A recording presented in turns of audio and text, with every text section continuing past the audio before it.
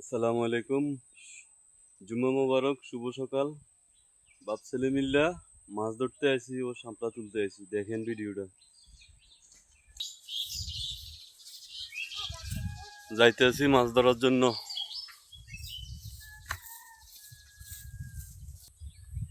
এই তো জালের ধারে চলে আসলাম, দেখছেন তো জাল।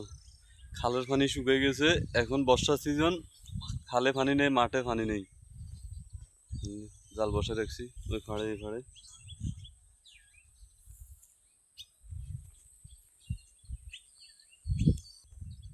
মাঠেও পানি নেই, খালে মাঠে কোথাও পানি নেই, বৃষ্টি নেই, পানি আসবে কোথা থেকে?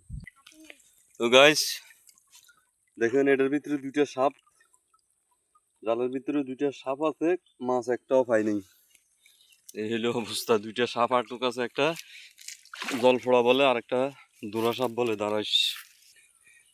ওই যে ওই মাথায় একসাথে দুইটা, এখানে এক মাথা দেখলাম পাই নেই, আর ওই মাথা দেখবো, পরে বাড়িতে চলে যাব।